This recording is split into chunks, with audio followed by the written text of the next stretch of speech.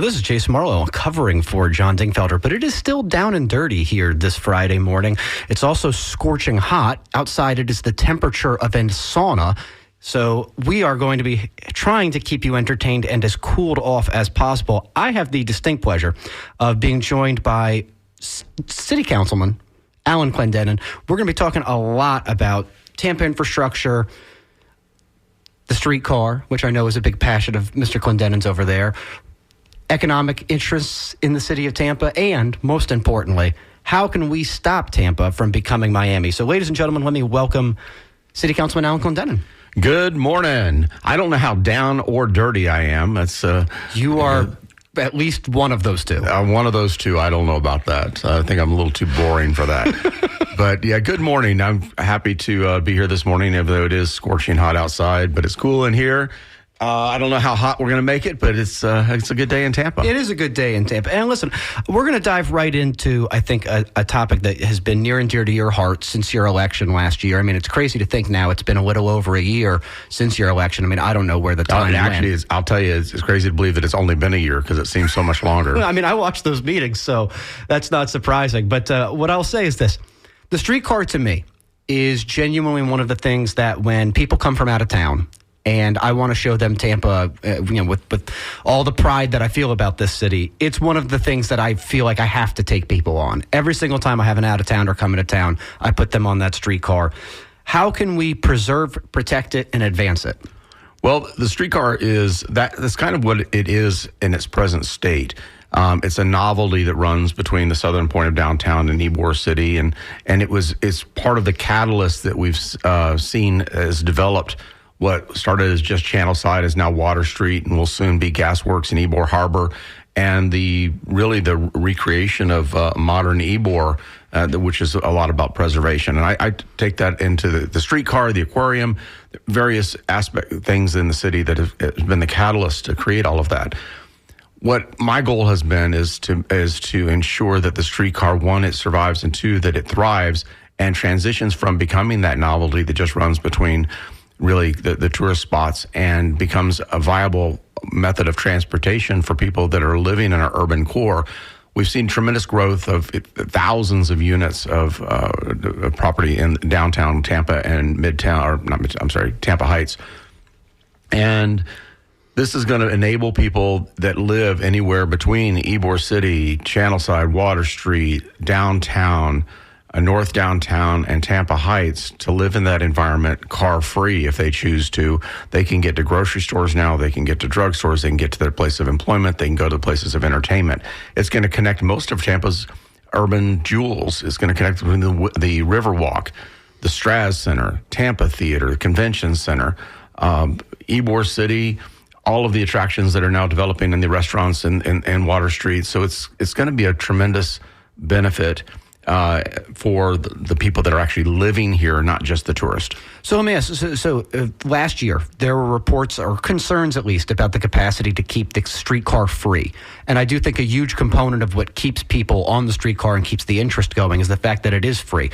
How do we ensure going forward that that's the case, that we're not ending up suddenly with like a $325 ride to hop on the streetcar? Because I do feel like the fact that it is free is a huge component to how much people enjoy it. It is a very great asset, and to be able to have it tariff-free is important for the city, because also being able to hop on, hop off, not have that limitation of stopping and waiting for people to pay. I mean, it's really is a benefit of moving people. We have a plan. Part of that plan is to create a streetcar district that would encompass the entire area that would be serviced by the streetcar.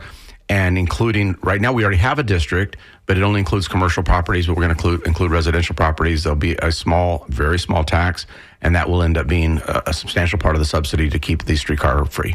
So with the extension that's been discussed, I pulled up a document from Department of Transportation. Now, this is from 2021, so obviously costs since then have likely increased. It listed the total capital cost, $234.5 million to do the streetcar extension as is proposed. So I'm going to pull, in honor of John Dingfelder, I'm going to temporarily become John. I'm going to just the spirit of the Dingfelder is coming into me. So I'm going to devil's advocate you.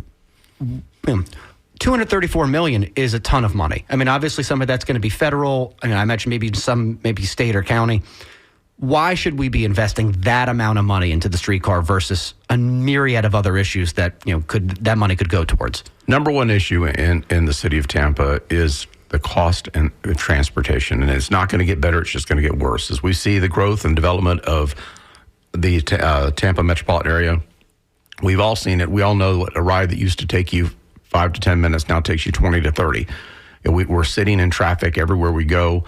It's problematic, and the cost of transportation for individuals is taking a disproportionate amount of their income and being able to purchase it. I mean, look at the cost of cars. My goodness. I mean, they're ridiculously expensive. The cost of insurance. I mean, not just homeowners, but car insurance in the state of Florida and Tampa Bay specifically is extremely high. Yeah, so, and it's to your point, it's something I don't think people talk about. The home insurance crisis completely overshadows the fact that we pay exorbitant rates for car insurance here. Car insurance is crazy. The cost of gasoline, the cost of maintaining a car. So if we can create a transit system in the city of Tampa that you could live car-free, that frees up a significant portion of individuals' income that they can afford some of the escalating costs of housing. And you talk about the greatest amount of good for the greatest amount of people. I can build a house and house one family and for X amount of money. But if I can build transit that I can reduce the cost that family pays for transport to be able to get to school, to be able to get to their place of employment, I solved the affordable housing problem, the crisis. So this is not going to solve the problem, but this is the start. So when we build this urban method of transit within the area of Ybor through downtown and Tampa Heights, it's going to be the backbone, the spine that we're going to be able to build other alternate forms of transportation, BRT, light rail, off of. And again, our streetcars are one of the most successful streetcars in the nation. Yeah. I mean, it's wildly successful. It's exceeded everybody's expectations. It constantly breaks its own records for ridership. It's a proven concept, and we're just going to expand and make it better. So to that point, one, you mentioned sort of the multimodal aspect of trying to make sure that the streetcar is connecting to potentially other methods of transit. How is that going to come along? And also, long term, what is the timeline citizens of Tampa are sort of looking for the beginning of this work and ideally one day the completion? Well, I'll tell you, one of the most frustrating things I have in being now in government in the capacity that I am is I want to get it done today. And it's realizing, especially when you're dealing with, because the cost of construction, you hit on it, a lot of this is federal and state. And when you get into the bureaucracy, everything takes so much longer than you want it to. I mean, everything takes so much longer. So realistically, from right now, today, the streetcar, it'll be a minimum of 5 years, a maximum of 6. So within 5 to 6 years, people will be riding this expansion, which, by the way, is almost triple the amount of rail that we currently have. But when this is completed, it'll be 3 times longer amount of rail than we have now. Yeah, I mean, to my understanding, it's adding 4 miles and 17 stations. Mm-hmm. And that's a lot. I mean, you think about what that's going to make for people who are trying to, like you said, live that kind of urban lifestyle. Now, suddenly, as you mentioned, you can forego car insurance, car maintenance, car costs. I am interested in seeing when we're going to be able to take that kind of transit option and hopefully expand it a little bit more into the suburban parts of the city. I mean, I've only been here a year. It's coming. So I'm working on it. I'm in those discussions. In fact, day before yesterday, I was in with the head of our mobility department talking about the vision for what is next. Obviously, I think probably for viability, the biggest next connectivity issue is between the airport and some of our hot spots between the airport and downtown. That won't be a streetcar system. That'll be more of a light rail, because once you get beyond the urban core, you need something that moves a little quicker and has a larger capacity, and that's what light rail affords us. So that's what we're going to be looking at. Now, we've already seen the demolition of the DoubleTree building on Cypress. The Charlie Steakhouse property is part of that plan as well once they relocate, and that's all with this FDOT. That's going to be a mixed modal system. Hopefully the airport will connect their system to that area, and we'll be able to build light rail from there to downtown. And now the route is something that is completely up in the air of how that is laid out and what neighborhoods it hits. But I'm determined to ensure that it goes through areas where we can build density, and provide real transportation for folks to move between where they live and where they work. So out of curiosity, would this have any connection ideally to whatever Brightline extension eventually arrives into Union Station? Brightline's not coming to Union Station. Brightline is going to drop into Ybor City off of Nucio Parkway. And there's multiple reasons why. Most of it's cost and logistics to be able to, for that train to come off of the right-of-way on I-4, it has to be at a certain decline rate off of it, and so to be able to be high enough to get to certain areas to be able to cross things. So it's going to come into Nucio. Nucio is really logistically important, especially for the streetcar. One, we have the end of the line there in Ybor City within walkable distance to that station. And when we extend it north on Florida, on Palm Avenue, we can run a rubber-wheeled transportation system between the two stations. We also, part of the concept is as we connect light rail from the airport to downtown, we'll be looking at Nucio as a way of connecting that as well. So real quick, if anybody out there is listening and wants to talk all things Tampa transportation, infrastructure, and more with Councilman Clendenin, you can call us at 813-239-9663. That's 813-239-9663. And I'm really happy to hear you talk about the multimodal aspect of this, because I really do feel like every single great city I've ever had the pleasure of visiting, all of them have systems where whether you walk or bike to one station of one mode of transportation, it can take you to another. And from there, the world sort of becomes your oyster. Every single great city I've ever been to has that. And I mean, I'd be remiss to say that I think it's one of the greatest challenges of Tampa is we simply don't have that right now. We have a HART system that barely works. We have a streetcar that's wonderful, but really only services the urban core. And so the idea of building these multimodal hubs that allow you to sort of get around the whole city, efficiently, I think is one of the great things holding our city back. It's something that, many of us that are more visionary, of course, are trying to get to that point. I will say that people before myself serving in government have done a tremendous job of our urban trail network, which is part of this transportation system as well, ensuring that we have urban trails, that we have an ability for people to bike. I don't think people, especially of a certain age, don't understand that as we're building these bike lanes and we're building these trails, it's not necessarily for folks that are my age. These younger folks that are growing up with electric bikes, they're going to be using these paths to be able to get to the young folks? The young folks. The youth? Younger than you, my friend. Yeah, you're not kidding. So we have a couple of callers. We're going to put somebody on. Let's see. We're going to patch you through. Who is out there, sir? You are on the air, sir or madam. Can you hear us? Good morning, gentlemen. Good morning. I have a question for Councilman Clendenin. A little tongue-in-cheek there. And so the two-part question is this, Alan. One, what are some things transportation-wise going around the country that we should look at to adopt here in Tampa? Because one of my big frustrations that I find, and this is mostly from the state government, is that there are a lot of things that are said, especially in some of our local board meetings, like, you can't build freeways without tolls. That isn't true. You can look at Phoenix, or you can't build robust public transportation systems in the Sun Belt. That isn't true. You can look at a place like Dallas. So, what are some things going on elsewhere in the country that we can adopt here that would be good for our transportation system? And then the second part of the question is, what do you think we can do as citizens to adopt a more proactive approach in terms of believing in transit? It seems to me that most other cities and states in the Sun Belt, even conservative states, if you look at Atlanta, or you look at Charlotte, or you look at Dallas, Houston, Phoenix, all of those places seem to believe in building public transportation, even amongst conservatives. But for some reason in this state, we have a very strong and loud minority that has blocked most of our public transportation progress over the last 20 or 30 years. And so I'd be curious to learn what you think in terms of how we as citizens can better make people believe in having a multimodal transportation system. So I'll hang up and listen. Thank you, gentlemen. Thank you. Yeah, it's all very good questions. And one thing I will say about, as you look around the country, every community is very different, both topographically and topographically. They're different, and the folks that live there, how they behave, where they work, the work centers, education centers.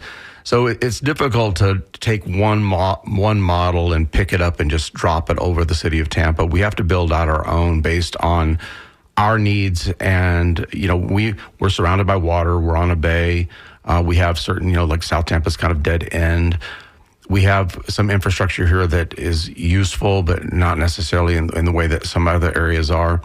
So it is a challenge. The political landscape in the state of Florida is difficult. We all know that it is difficult.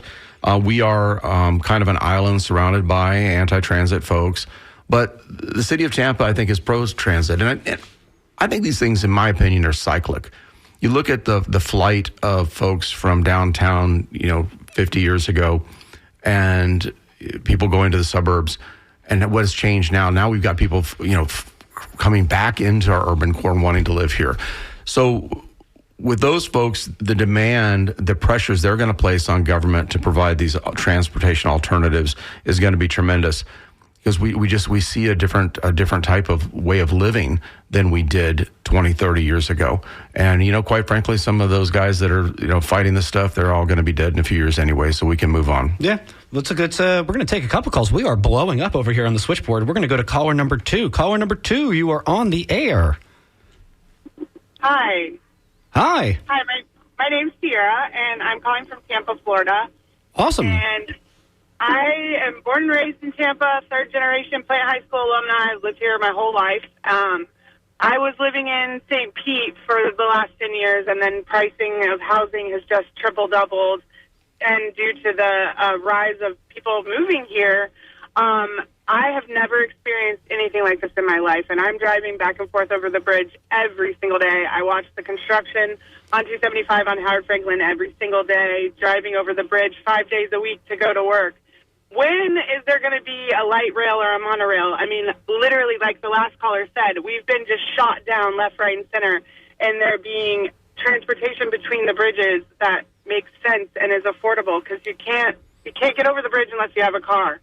So thank you for all your hard work. Thank you for this program, and I just wanted to see what we can do, again, as citizens, to make our voices heard so that we can get what we need to be able to afford to live here. It costs me $20 a day to go to work. No, listen, excellent question. I mean, to your point, I don't think we're hearing enough about regional transit, but I think that's sort of, to Alan's previous point, a relationship to how the state government views transit. But Alan, you take the lead. Yeah, absolutely. Thank you, Sierra. I agree 100%. There are folks with the vision to make this accomplished, and I will give credit to the state FDOT.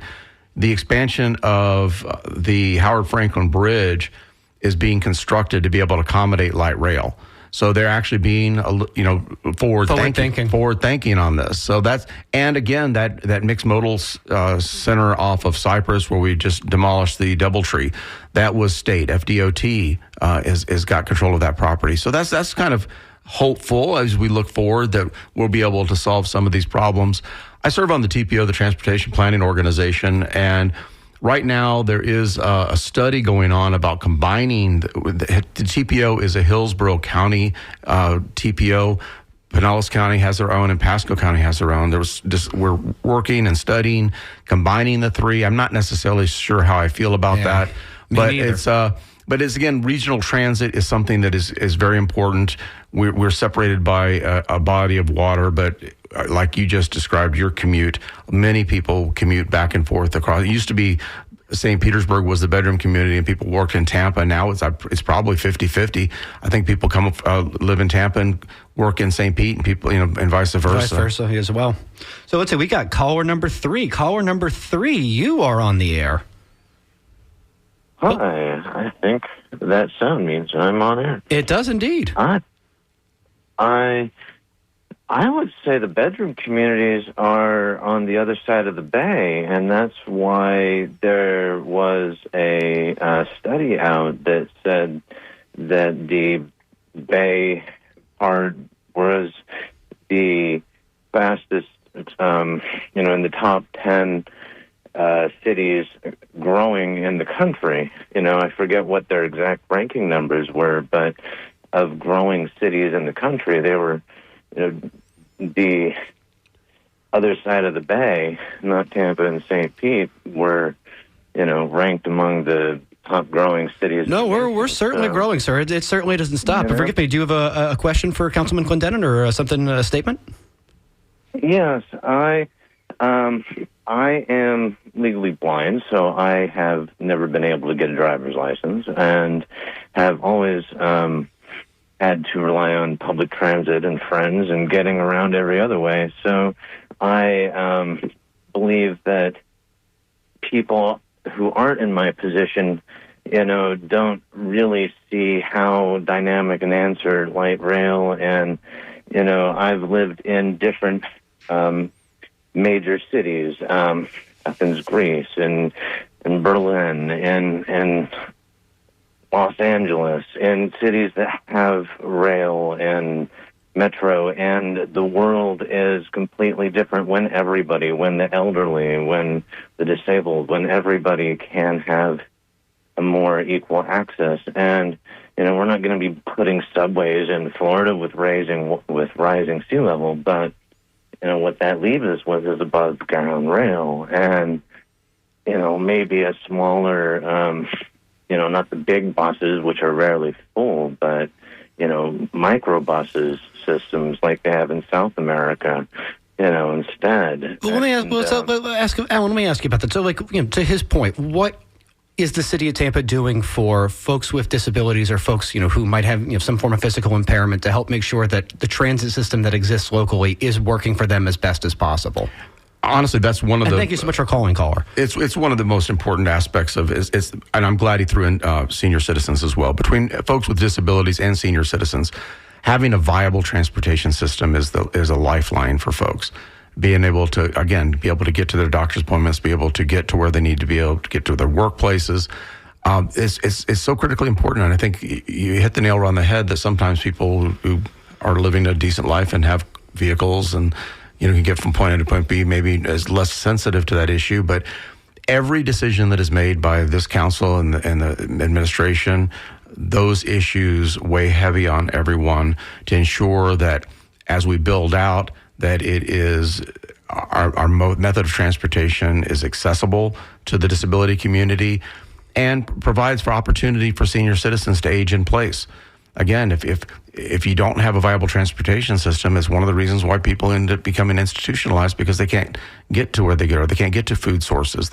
So if we can provide transportation that the elderly can get to their places that they need to be, they can age and live a happy end of their life. And I'll say a big shout out to the single greatest advocate for the disability community that you and I know, the one and only Karen Clay, who's a big friend of the show and one of the few living saints. If you didn't know this, it's truth. She should be canonized. We're going to go lastly to our last caller number 4. You are on the air. Sorry for the wait, but thank you for joining us. No problem. Good morning. With the matter of climate change, wouldn't it be more important to look at personal transportation, or even how does it fit when it comes to emergency disaster acknowledgement, if something goes down? I mean, with people having fewer cars, wouldn't those be hemmed up from being able to get folks around, or how does that fit into the whole dynamic with pollution, but that as well, people being able to leave if they need to evacuate? How does that work? No, I mean, to your point, and thank you for calling. I remember my first real job here in Tampa, working for Councilman Carlson. One of my very first meetings was having conversations with the concerns about South Tampa evacuation.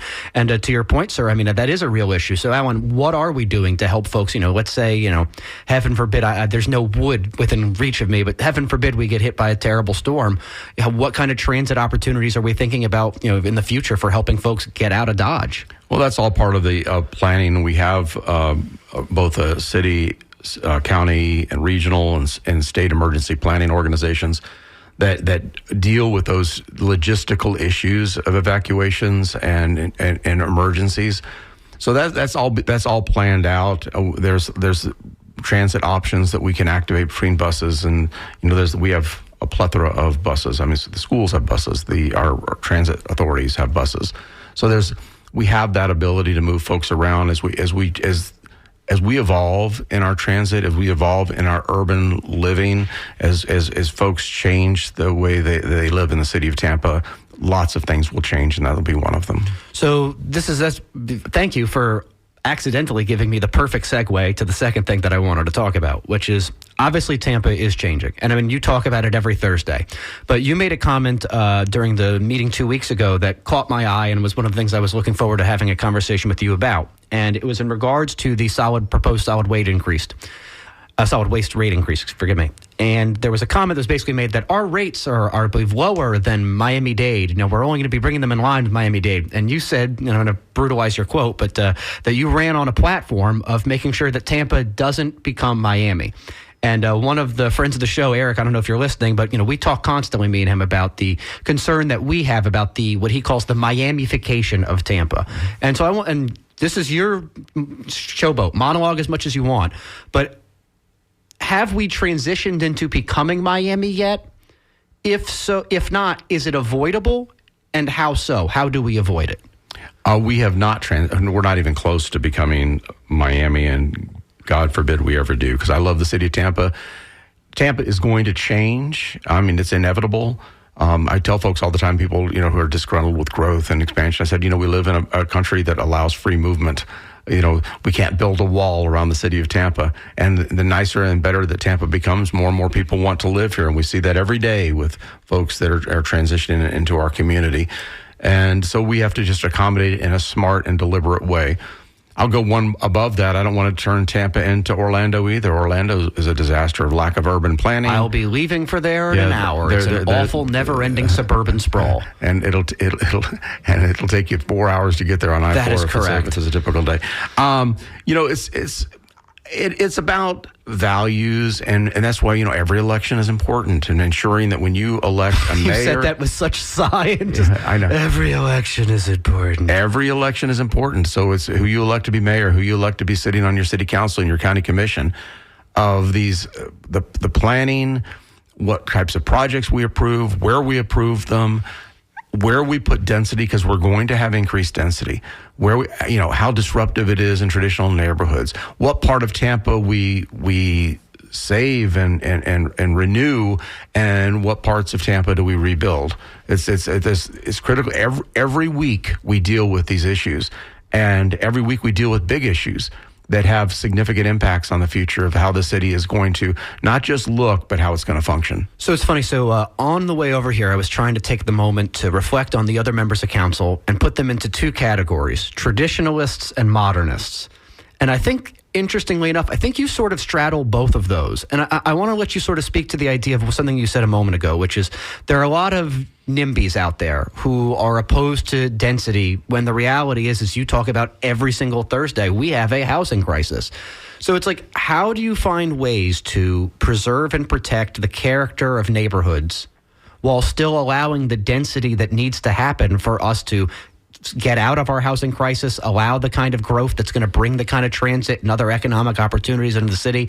Like, how do you preserve that balance? Because it does sort of feel like one of those parties is going to lose. Both of those people can't be happy. It is a balance, and there's going to be change, and it's going to affect some areas and more than others. But again, your elected officials are the ones that make those decisions of how that's going to look. I am kind of a balance between the two, because I do recognize that growth is inevitable, but again, now we have to manage it and where we're going to put it. I would say that my challenge and what I've been trying to struggle and push is we build density along, because of course, obviously, from the last 35 minutes on the show, that I've talked about transportation. Transportation is my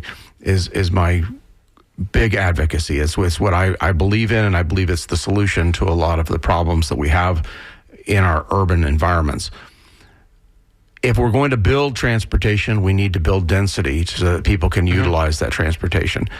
We have to. So we've created, and we're changing our zoning. We're changing our land use policies to reflect that. I will say that we've made some tremendous progress in just the last year. We're going to roll out new land use policies that will reflect density along our proposed transportation corridors. So if you live along one of these big transportation corridors, chances are that area could be redeveloped into be more dense. Now, but what I've been really very specific about my agenda as well is you cannot rebuild Tampa and lose what is special about Tampa. I want to clap for you right now. What is special about Tampa is our neighborhoods, our people, our diversity. It's one of the reasons why I chose to live here, is because we're a diverse community. We have these amazing places, these little suburban villages that people live in, and I want to retain that as well. So my goal has been retain what's great about Tampa as we build a new Tampa. So, to piggyback off of that, what does the new Tampa look like? And to my earlier point, you said we're not Miami, and thank God we're not. And we're not becoming Orlando, hopefully, either. But what does the new Tampa look like? Not noon Tampa, like where Councilman Vieira reigns, but like the new Tampa. What does that look like to you, and how do we get from here to there? What I envision for Tampa is a Tampa that's forward-facing, so that it is street-friendly, that you're not living in condo towers that people just go take an elevator to their car and drive out and never see their neighbors, that the front doors of not just single family, but all of the multifamily developments that are forward facing, that open up to urban places that are walkable and people friendly, dog friendly, that we have an ability to connect neighborhoods with different forms of transportation via trails, light rail, or the transportation of the guideless type of transportation that's coming with technology. That we have an urban environment where it's comfortable and cool, that trees are valued, that the cool space of trees and greenery is retained.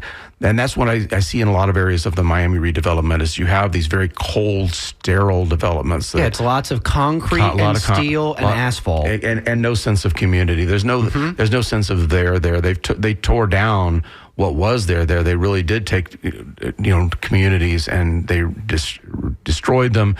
And while they created density, they did not do it in a smart way, because those people are not interacting with their other neighbors. They're not interacting with the street. They're not interacting with the city. No, they haven't made neighborhoods. They just made places. They made places for people to live, and that's it. Yes, yeah, exactly. And I mean, when you deal on council with the challenges of trying to balance development and preservation, how do you find yourself? I mean, obviously you have to go by the competent and substantial evidence. I understand that. But how do you find yourself in your own head juggling some of these decisions that are coming before you guys on a weekly basis?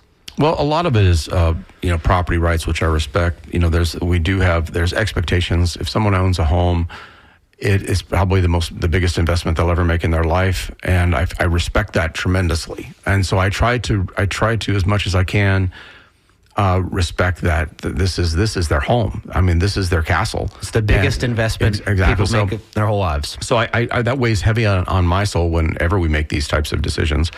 But everything. A lot of times it just comes down to black and white. What's actually in the rules.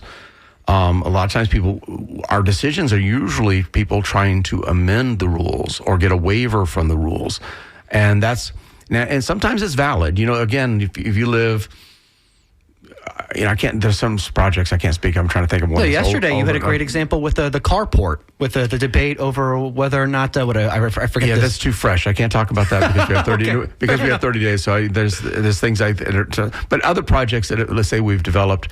Hypothetically, a large project along a transportation corridor that potentially, because of shadows and stuff, maybe negatively impact areas. The YMCA project in Tampa Heights is a good example. It's building density in a smart area. It's going to bring great quality of life. They're creating a patio. They've got this tremendous urban plan, landscape plan. And they're building height, but they're going to build density. So it's going to be a great way to feed people into the streetcar, great people to feed people into light rail as it Armature comes. works right next door. Yeah, so it's those type of things. Does it have a negative impact on a handful of people that live close to it that may be in a shadow that they weren't? Yes. But for the greatest amount of good, for the greatest amount of people, it's the right strategic move to move Tampa to where we need to be. Practicing utilitarianism. This is interesting. Things I didn't expect to hear from Councilman Glendenin at 10:40 on a Friday. If you're interested in calling in, callers, just so you know, 813-239-9663. We have the pleasure of being here with Citywide Councilman Alan Glendenin. We've been talking Tampa infrastructure and transit. We're talking a little bit about what the future of Tampa looks like, so feel free to call in if you have a comment. I know question. Chris Mitchell's driving his Tesla to Orlando, so I'm surprised he hasn't called you. You know, he's hands-free. He doesn't even have to hold the phone now. Exactly. He's Chris, probably sleeping. We miss you, Chris. We hope you're doing well. But no, I want to continue a little bit on this development issue. Not to get too deep into it, but I do want to briefly talk about the issues going on with the City of Tampa economic development. We've had a number of departures there in the last couple months. The Tampa Bay Times obviously covering this just on Tuesday. In the last 3 months, we're going to lose Nicole Travis, who's the head of economic development, Ali Strumgo, who's effectively her number 2, and Erica Moody, who's the CRA chair. And for the record, all 3 of these people, I swim in some similar circles to you. They're pretty highly regarded and highly respected for their work. And I guess the question is, how is the city of Tampa going to move forward if we're losing a lot of the people that are integral towards us getting to the future that you're projecting? Well, change is inevitable in all aspects of life, including in the government, especially, we're in the second term of the mayor's administration. She's only got a little bit less than 3 years left.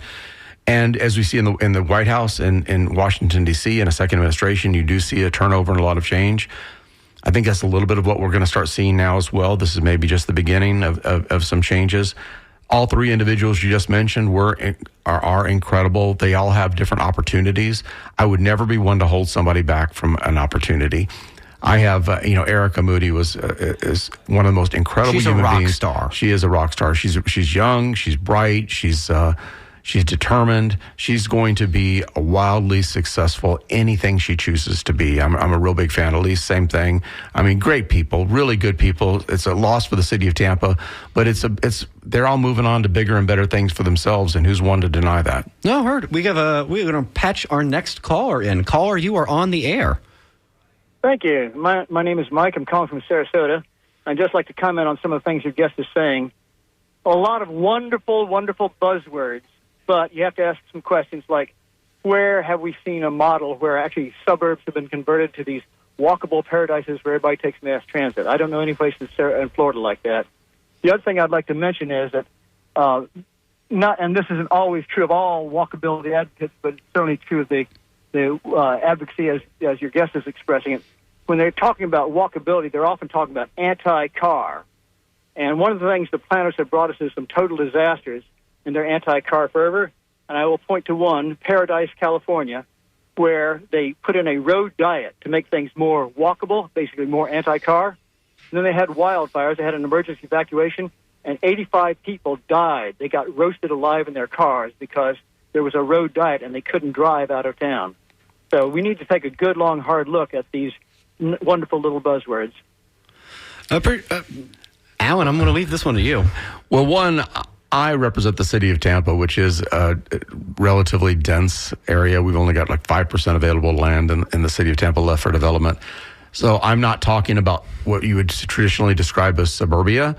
The plans that I am working on is moving folks generally within the city of Tampa and our urban core. In fact, I'm almost exclusively focused on that right now. The expansion to go to all the other expansion is step B, C, and D, and we'll see how that goes, or if I'm still alive to see it. I'm still having those discussions and laying the groundwork for whoever comes after me to be able to pick up that torch and run with it. But that's not something that's inevitable right now. I'm working on moving people within the city of Tampa from where they live to where they work, where they go to school, where they shop for groceries, or where they find their recreation. That's my objective as a member of City Council today. Other issues are, we can resolve sometime down the future. The person after me can, or the person after me can do that. I mean, and I'll say this, no disrespect to our caller, and I appreciate you calling, but I think the car won. Like the car won. Like but bikers and pedestrians are not having. Like it's time for a little bit more balance, and I think that's part.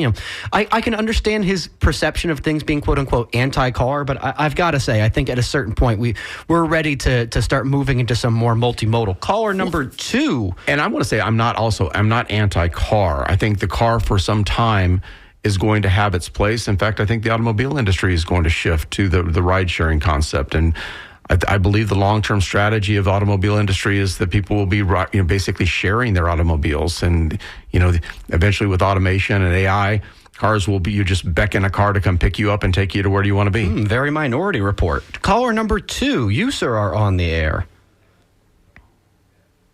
Hello? Hello? Hello. Yes, are you? This is Tom. I'm talking to the city councilman. Yes, you are, sir. Welcome, Tom. Yes. I have. I talked to the county commission. This was a couple years ago, and my idea for moving the people around the city, around the county, around from St. Pete to Tampa, Clearwater, is using cable cars. For example, they use them down in Bolivia and La Paz. And the students that have to go around the city is so crowded, they put these cable cars in, and what used to take them an hour to get across the city, they can now do in 12 minutes in these cable cars. And the beauty of the cable cars is that they refer to them as the ropeways, but they were featured in National Geographic. And these things, it costs like 43 Bolivianos, which is like 50, 60 cents or something to our economy, but long story short, we could put these things in and have it where people in St. Pete can come across the bay in these cable cars. They set up the structures. They can come up through Picnic Island along that railroad track that takes you right on down towards town. They can put these a network, kind of like a spider web effect, but these cable cars are, you can add to them or take, subtract, but it's a lot more economical. And just the idea of getting the people, like, for instance, down there at Anna Maria, they're having a problem down there wanting to put in parking. Well, if they put these cable cars in Bradenton, they can shuttle the people on out on these cable cars. Same way with St. Pete. They can do St. Pete and run people out to the beach. People can go from Tampa to St. Pete, take cable cars on out to the beach, branch out, go to Clearwater. I mean, these things they're on cable, so it's a whole lot less expensive than all these rails and different streetcar things. And then when you take these people out of the cars, you have a lot less cars on the road, so people who have to get around in cars, whether it's emergency vehicles or what have you, this makes it a lot easier. Take it away. 5-6 years ago, and during the mayoral race, we had a candidate that was a big advocate. Topher Morrison. It's just gone. A big advocate of utilizing gondola type of transportations. Honestly, I think the cost in our weather environment is a little prohibitive in pursuing that. So it all boils down to how much does it cost per mile to transport a person, and so we look and we balance things out. Of what is we go back to that greatest amount of good for the greatest amount of people. As we look at the way of moving people about the city of Tampa in the most cost-effective way, and that's what we're doing here today. That's why the streetcar is a great form of transportation for the urban core, for the city of Tampa, for Ybor City, for Channelside, Gasworks, Tampa Heights. As we move beyond that, we'll start looking at light rail or other forms of transportation that are coming. Again, the AI self-automated type of transportation that's going to be here in 20, 30 years. We'll see. We have to start planning for that. But we also, we didn't talk about the CSX rail tracks that we're trying to activate. Yeah, please. So there is a couple of lines, one that goes up to USF and one that goes through South Tampa to the old Port Tampa. There's a lot of discussion potential with the CSX. CSX is, the railways in this country were basically given everything and the farm 100 100 plus years ago. And so It's all because of Anderson Cooper's family. there we go. So it's difficult to pry that away, but CSX is supposedly a little bit more agreeable to allowing access to those rail tracks and be able to activate those and utilize those to get up to USF, to move through South Tampa, and that'll be a very cost-effective way to move people as well. So Yeah, there's I'll tell you one thing that's not ruled out, and that's nothing. I mean, there's everything is on the table. I mean, we look at everything. We look at, and then within the sphere of what is achievable with the funding mechanisms and the environment that we're living in. And that's, we talk about the Bay, being able to have ferries. He talked about Anna Maria. Anna Maria just has Manatee counties has a ferry system that's running between Bradenton now and Anna Maria Island. It's relatively new. Let's see how that works out. We have the Cross Bay Ferry. For now. Probably not for long. Yeah, we'll see. I don't like the fact that it's seasonal. I think for these types of transportation options, they need to be frequent, they need to be reliable, and I need to know that if I'm going to go from point A to point B, that there's going to be consistency. Exactly. So I think that's kind of the problem with the existing Cross Bay Ferry. But I'd like to see something that's more that's consistent. It's leaving every hour. 52 weeks out of the year. All right. So we have another caller. Caller, you sir are on the air. Hello. Hello. You are on the air. Oh, I am. Great.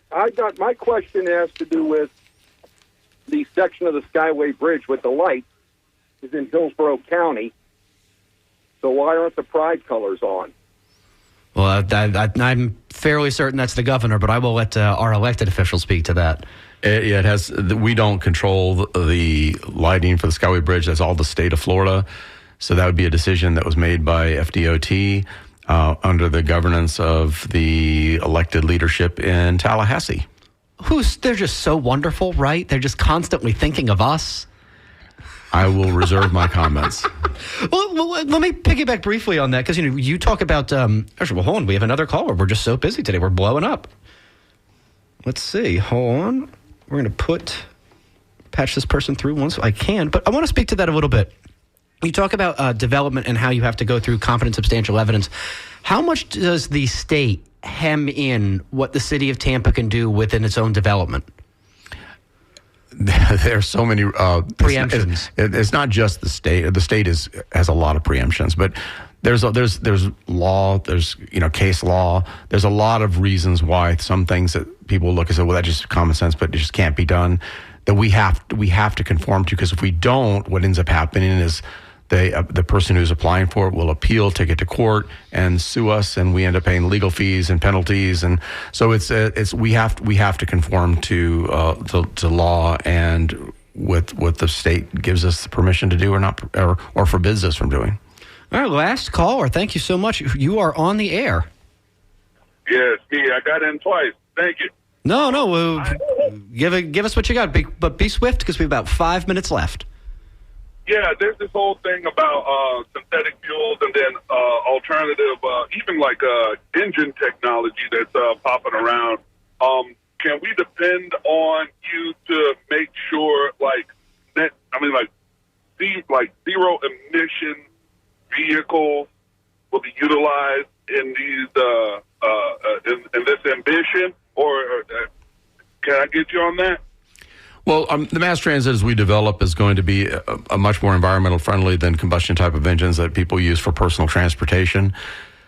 The streetcar is electrified, and of course, that's going to be much more environmentally friendly than, again, combustion engines. Everything we do as we develop transit is going to benefit the environment in the city of Tampa. I assure you that is something that is shared amongst all of the elected leaders in the city of Tampa.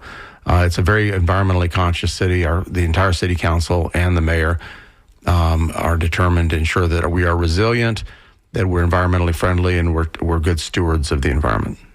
All right, so with the last couple minutes, we're going to go speed round really quick. This is what you're not prepared for. So I know that you are a vegetarian, but... Pescatarian, thank you. All right, so best deviled crab in the city of Tampa.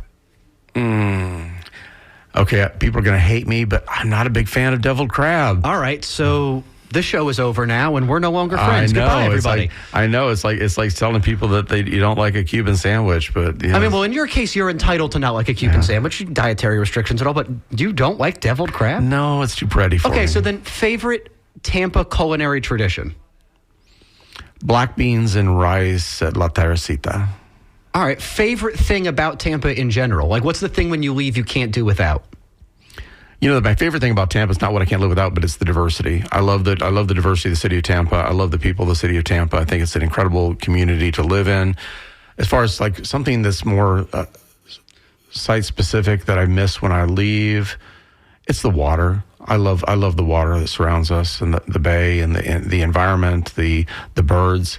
I love the water birds that we see every day. I think that's an incredible thing that most people don't get to experience it, but being able to look out and see a stork or see a spoonbill, my favorite bird. The roseate spoonbill? Yes, I love those. Look at things we're learning about Alan Clendenin today. Big roseate spoonbill fan. I love them. I think they're great. Okay. I would love to see a flock of flamingos take up home here. Can we talk to Zoo Tampa about this? Is there a possibility here we could get some flamingos on loan? Maybe I don't know if they lease. They're them very out. transient though. So. Yeah, I mean, there was a story just the other day about they were found in Cape Cod, which is I know the chowder is good there, but I'm not sure I'm going to fly all the way up. I think they're in for a rude awakening come January. All right, so real quick, with the last 2 minutes we have, what are some things that you'd like to say directly to our listeners, to citizens of the city of Tampa, things you're thinking about for the next year? We have the budget session upcoming. Obviously, last year we had the millage rate, which you sort of fought for and then came around on towards the end. So what are you looking for the next year, and what are some things you'd like to tell people who are listening? The city of Tampa is way behind in infrastructure. We have been negligent in ensuring that we have continued to not just maintain the infrastructure that we have, but building upon it over the last couple of decades. So I've been determined since I ran for office and got elected to fix that.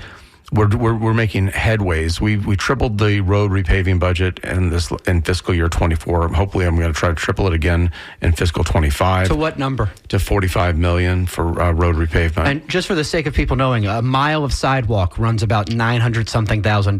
So when he's talking about raising the money to $45 million, that we need it because it's a lot. There's a lot of need. Yeah, those kind of things have been my focus. Ensuring that, again, protecting neighborhoods. One of the things I would like everybody else to understand is that everything costs a lot more money than they would ever even dream. And in order to accomplish the types of things and these goals that I think, or these visions that people have for what the city of Tampa, everything costs money. Everything costs money, and it costs a lot more money than you think. And we don't have our own printing press in the city of Tampa. We have to work within the confines of the budget that we have. It's a $1.92 billion budget. But most of that is 60% obligatory type of money that you don't have flexibility with. We have but we live in a great city. It's a wonderful place to live.